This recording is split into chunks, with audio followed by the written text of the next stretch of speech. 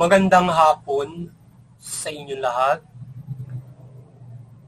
Ito po si Herbert Curia, author-promoter ng Bible Lives Promotions.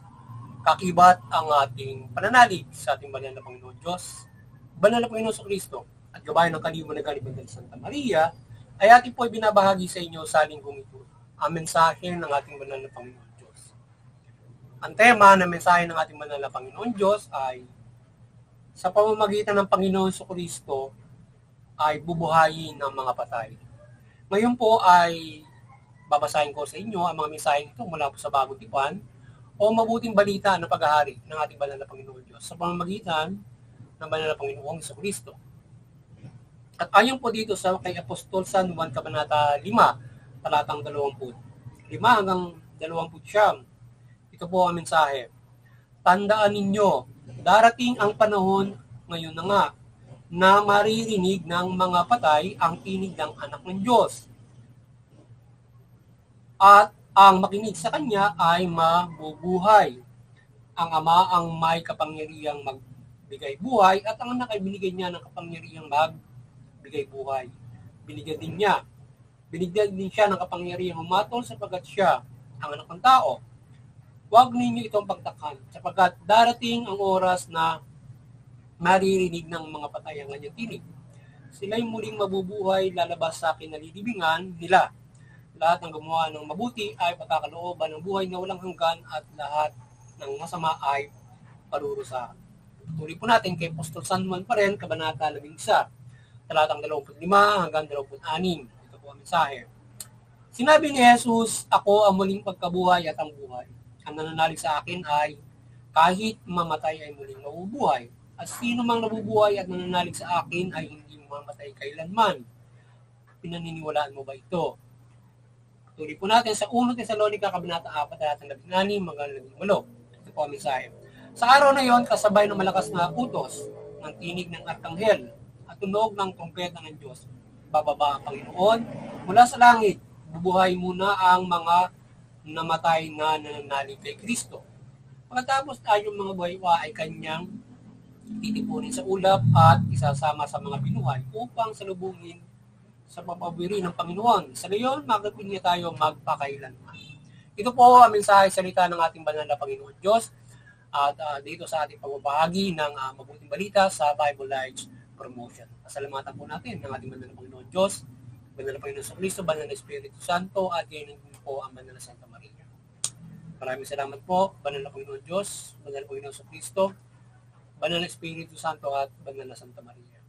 Ngayon naman po ipaliliwanag ko sa inyo ang mga mensahe ito mula po dito sa tema na sa pamamagitan ng Panginoon Kristo ay bubuhayin ng mga patay. So, ito yung mensahe ng ating banal na Panginoon Diyos na dapat na tayo ay magkaroon ng pag-asa, malaking paniniwala rito para makamit natin yung paligtasan at buhay na walang hanggan at walang hanggang pagpapala ng ating banal na Panginoon Diyos sa pamamagitan ng banal na Panginoon sa Kristo. Pagdating ng takdang panahon ay yung mga patay o yung mga yumao ay bubuhayin sila. So sila'y bubuhayin, may dalawang klase ng pagbuhay yan. Unang-una, yung unang pagkabuhay at pangalawang pagkabuhay. Yung unang pagkabuhay, yung mangyayari sa takdang panahon pagdating noong yung sinasabing paghukom. Pagdating ng paghukom, yung mayroong mga iba sinasabing na rapture. Meron kasing gagawin ng Panginoon sa Kristo na pagliligtas na yung ang gagawin niya, yung mga patay ay bubuhayin niya. Yun yung unang pagkabuhay. Yung mga papapalari ng maliligtas na mga namatay na, bubuhayin niya yon. Pagbaba niya, no? Bababa siya, nasa kalawakan siya. So ngayon yung apat na anghel niya, papupuntahin niya rito sa earth, in the four corners of the earth. So tuturotot ng trompeta yon, na tinig ng Diyos. So ngayon ay bubuhayin yung mga patay. Pagkabuhay niya, yung mga buhay naman, halimbawa, dumating siya sa panahon natin ngayon, tayo mga buhay, tayo ay itatransform na spiritual na panlangit.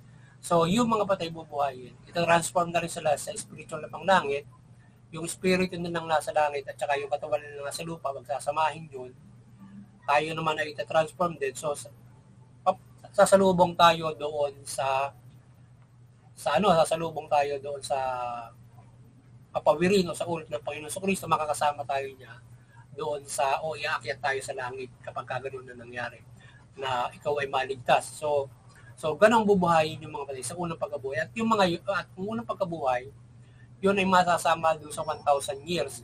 Hindi ba sa mananatili sila sa langit for sa unang pagkabuhay. So, bababa muli ang Panginoon Kristo for the 1,000 years, makakasama doon sa pamamahala ng Panginoon Kristo ng kamay na bakal sa mundo for 1,000 years. Sila yung unang mga kasama doon.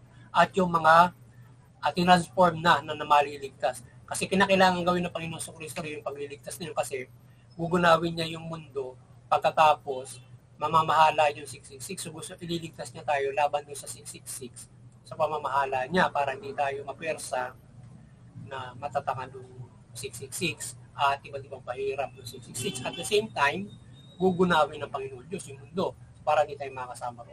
So ngayon, may iakit sa langit. Ngayon, mayroon din namang maliligtas na makakasama doon sa pag-uukol. Siguro yun ay doon sila bibigyan ng pagkakataon ng Diyos. So ngayon, kapag doon sa pag-uukol, maghahari ngayon yung mga demonyo. So ngayon, kapag natatakan ka, wala na, sa impyerno ka napupulutin nun. Ngayon, kapag lumabang ka ron, hindi ka natatakan, nakaiwas ka, ikaw ay mabuti, may pag-asa ka na ikaw ay mapapunta sa langit. Either na ikaw ay makaranas pa. Yung magpapatuloy kasi yung pamumuhay na yun for the 1,000 years. So magsasalin lahi ulit yun. So ang tatagal lang ng 1,000 years ay syempre yung binuhay na nauna. Yung mga patay at saka yung tinransform agad. So yun yung mga kasama for 1,000 years. Hindi mamamatay yun. Pero yung mga tao na matitira na mabibigyan ng pagkakataon, magsasaling lahi ngayon sila ngayon doon sa pamumuhay na yun. So ganun ang mangyayari pagdating ng panahon. So kaya merong aside from sa yung masusunod pang buhay ng mga namatay na at yung mga may pangalawang pagbuhay pa na mangyayari. So ganun tayo bubuhayin ng banal na Panginoon Kristo pagdating ng takdang panahon. Ngayon sa mga panahon ngayon, halimbawa ngayong panahon ngayon, hindi pa siya dumarating, halimbawa. So paano naman tayo bubuhayin ng Panginoon Kristo? Halimbawa mayroong namatay. Kasi yung pagbuhay noon, dire-diretso na yun na wala nang kamatayan yun. So ngayon, yung kagaya ng ginawa ng Panginoon Kristo nung panahon niya, yung binuhay niya, may kamatayan pa rin yun. Hindi yun magtutuloy-tuloy na walang hanggan na yung kanyang buhay. So merong spoilage pa rin kahit, halimbawa yung si Lazaro, kung yun ay alam ng lahat ng Kristiyano yan, yung pagbuhay niya roon, at maaaring mga reliyon. So nung binuhay niya yun ay may kamatayan pa rin. So kahit ngayon, halimbawa, ang isang tao kapag namatay, kapag binuhay ka ng Panginoon Kristo ngayon, binibigyan ka lang ng pagkakataon para makapamuhay pa ng ilang mga panahon. But definitely, mamamatay ka rin at doon sa tamang panahon ka bibigyan ng buhay na walang hanggan at bubuhay. So ganun yung ating pag-asa. Maging si Panginoon Kristo nung siya ay patayin sa krus para matubos tayo, binuhay siya after 3 days ng Panginoon Diyos. So ngayon, ang Panginoon Kristo binigyan din ng pagpapala na bumuhay at pinakita nga niya yun nung bumubuhay siya ng mga patay doon. So kung nagawa niya yun, pagdating nito lalong-lalo na pagdating nito ng panahon sa propesiya na sinabi niya na gagawin niya, bubuhayin niya lahat para nga din sa kaligtasan. So kaya umasa tayo doon sa ganong klase na doon sa ganong propesiya, doon sa propesiya at pagpapala ng Diyos na gagawin, kung ikaw man ay magkaroon ng spoilage or ikaw ay hindi naman mamatay pagdating ng takdang panahon. Alam mo may panahon after mga next year na biglang naghukom, kung maliligtas ka, hindi ka mamamatay, ikaw yung unang iakit sa langit, tsaka yung mga namatay na bubuhay, kasama kayo doon. So ganun yung pagpapala na inaasahan natin, dumating man sa panahon natin yan, sa kapanahunan natin yan, or sa mga susunod na kapanahunan. Yun ang inaasahan ng mga sa bawat kapanahunan na kung darating nga ay ganun yung mangyayari, or else sa mga susunod na mga kapanahunan.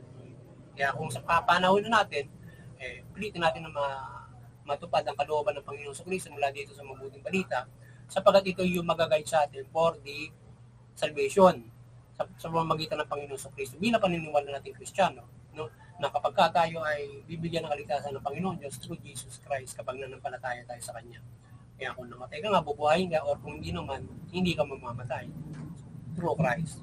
Yon ang kanyang panuntunan. But sinasabi rin na sa pamamagitan niya, meron din naman kasing mga hindi nakakaalam kung meron kasing uhusgahan sa pamamagitan ng yung unang panahon sa panuntunan noon, at merong uhusga sa panahon ito kahit hindi ka, halimbawa yung merong hindi nanampalataya kay Panginoong Jesucristo kasi na hindi nakakaalam o whatsoever.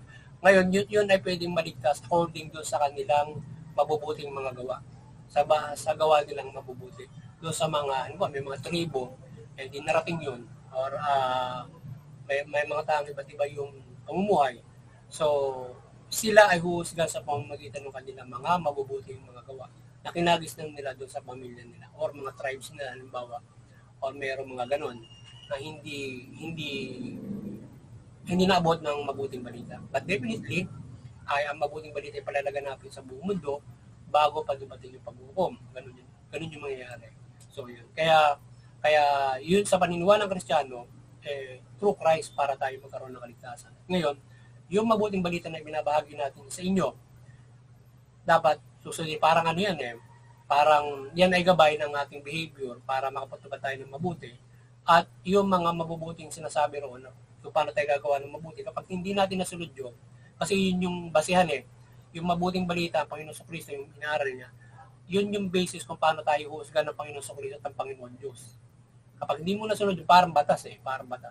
Kapag ka na, ano ba, hindi mo sinusunod yan, ganun-ganun ka, ay merong kaya nga nasasabi natin nasa impyerno ka kapag ka nagpapakasama ka, nagpapakaganito ka, dahil nga malinaw agad na yung aral na malinaw agad yung masama.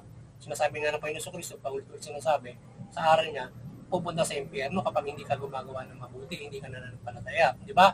Ang ngayong basis ngayon, hindi nangangulugan noon ay kung nakagawa ka ng masama, agad sa impyerno ka na. Kasi siyempre mayroong pagkakataon ka ng mga pagbago at ang huhusga rin ay ang Panginoon Diyos pagdating ng takdang panahon. Panginoon Jesucristo. Kaya sila pa rin nasa sa Kanya, kahit pakitang-kita mo na sa impyerno na yung isang tao dahil nga sa sobrang sama, si Jesus Christ pa rin yung huhusga pagdating hindi tayo umaasa tayo, patuloy, ganun tayo, hindi mo masasabi sa sarili mo, ligtas ka na agad kasi nananampalataya kay Panginoon Jesucristo. Tayo ay umaasa ng lubos sa Panginoon Jesucristo ng kaligtasan sa Panginoon Diyos. At tayo tumitiyak na tayo bigyan niya ng kaligtasan, umaasa tayo sa Kanya. Kasi kapag sinabi mo na ligtas ka na agad, ay hindi ka pa huhusgahan ka pa ng Panginoon Jesucristo. Pagdating ng takdang panahon, hindi mo pa masasabi sa sarili mo, ligtas ka na agad. Kinakailangan nasa sa Panginoon Jesucristo ang paghuhusga pagdating nung takdang panahon. Kaya kung natutupad mo yung mabuting balita, magpakababa kang ikaw ay umasa ng kaligtasan. Ganun na kasimple yung pananampalataya natin. Ang kaligtasan nga ay nasa Panginoon Jesucristo, pero kahit sundin mo na yung kanyang mga iniaral, hindi mo masabi sa sarili mo, ligtas ka na agad, hindi mo malaman, mayroon ka pa na nagawang hindi mabuti, or sa pamamagitan ng pag-iabang mo, baka doon ka pamasa ng impyerno. Sabihin mo, ligtas ka na agad. Kasi ganun. Diba? Yung iba kasi ganun Pag dito sa simbahan ito, ligtas ka na agad. Diba? Parang ganun. May mga ganun kasi. Or, pag ganito ang paniniwala. Kasi ang pananampalataya ay pag-asa natin yun. Pag-asa. Hindi ko ligtas na agad kasi naniniwala ko kay Jesus Christ Umaasa tayo na kaligtasan ang ibibigay niya pagdating ng takdang mga ganyan. Pag buhay ng mga patay, hindi ka mamamatay. Kaya matay na umaasa tayo, hindi tayo mamamatay. Pagbabalik niya. Diba, hindi mo masabi na, darating yung panahon, iaakit agad ako ni Panginoon Jesucristo sa langit. Who knows, di ba? Jesus Christ lang nakakaalam nun. O ikaw nga ba ay nakasulat sa aklat ng buhay. So just humbly, tayo ay nanampalataya na lubos na mabuhay or hindi mamatay pagdating ng takdang panahon. Yan. It's either sa kapanahonan natin ngayon o susunod na kapanahonan. So muli, ay sana nagabayan na naman kayo ng Bible Life Promotion sa inyong spiritual na bumuhay at magkaroon kayo ng malaking pag-asa sa inyong kaligtasang spiritual at kayo ay makaisa sa buhay na walang hanggan at walang hanggang pagpapala ng Panginoon Diyos, or maybe for starting from the 1,000 years na na, na walang hanggang buhay, from the 1,000 years na pamamahala ng Panginoon sa Kristo dito sa lupa. So yun. Ngayon ay kaya sana ay kayo ay patuloy na makinig at isabuhay, hindi lang basta nakikinig. Hindi, ang pananampalataya kasi natin, kagaya ng ating nakaraan na gabay, ay hindi lang basta nakinig at hindi lang basta nanampalataya ng alam mo si Panginoon sa Kristo, alam mo Panginoon Diyos. Kinakailangan may isa sa buhay natin yung mabuting balita. Kasi ngayon yung basis. So, isa sa buhay. So, ganun. Kaya dapat pag-ibayin natin ng pakikinig para may gabay tayo kung paano tayo mamumuhay ng matubig o may kaligtasang spiritual. So, that's how we live para tayo ay magkabayang. Halimbawa, kailangan yung gabay ng mabuting balita ay magabayan ka sa lahat ng paggawa ng mabuti. So, anong mabubuti ang gagawin mo sa gabay ng mabuting balita? Halimbawa, kung nasa pamahalaan ka, gagawa ka ng mabuting pamahalaan mo. Kung mamaya ka naman, susunod ka naman doon sa pamahalaan. So, ganyan lang kasimple yun. Kung nagabayan ka ng mabuting balita, susunod ka sa pamahalaan bilang mamaya. Kung pamahalaan ka naman, nagabayan kayo ng mabuting balita, mamamahala ka naman ng mabuti para sa iyo pamamahala sa mga tao.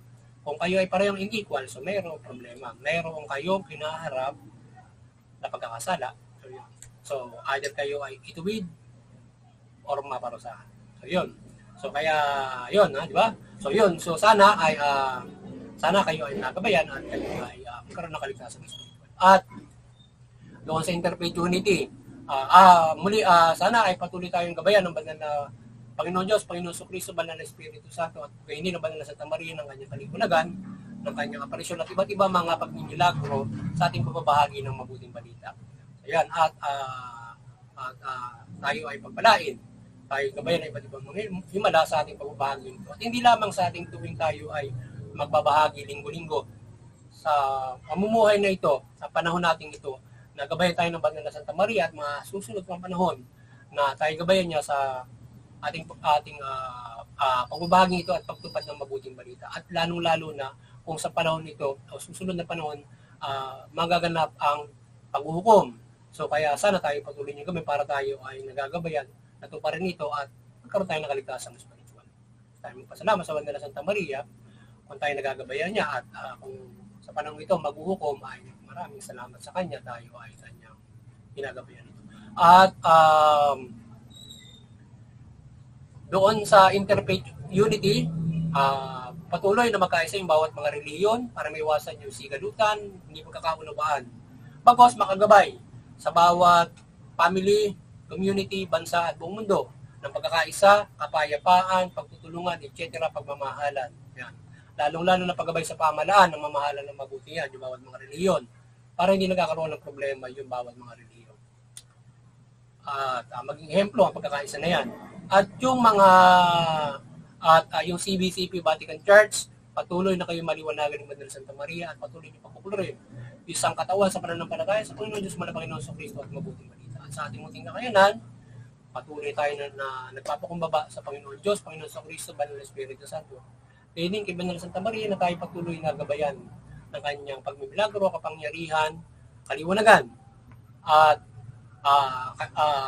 ating mahikayat ang sangkatauhan sa pananampalataya sa Panginoon Diyos, ating mahikayat mabuklod, mapanatili ang sangkatauhan sa pananampalataya sa Panginoon Diyos mula Panginoon sa Kristo at mabuting balita. Yan. At lalong-lalo na sa paggabay sa kapamahalaan. Gabayan tayo ng bayang kapangyarihan ng Panginoon Diyos sa ating paggabay sa pamahalaan. At yung pamahalaan, mamahala kayo ng mabuting matuwid sa gabay ng mabuting balita at kaliwanagan ng banal na Santa Maria, maliwalagan kayo at mamahala kayo ng mabuting matuwid. Tugunin niyo karapatang ng tao. Sa kayo makikinabang ang inyong mamamayan. Makapamumuhay sila ng maunlad, mapayapa, patas. Sa higit sa lahat, makakapanampalataya sila sa banal na Panginoon Diyos mula Panginoong Kristo. Yan. Sana patuloy tayong pagpalain, protektahan ng Panginoon Diyos, Panginoon sa Kristo, Banal na Espiritu Santo, with Mother Mary, at sama-sama tayong mamuhay sa mabuting balita. Magandang hapon sa inyo lahat, at God bless you.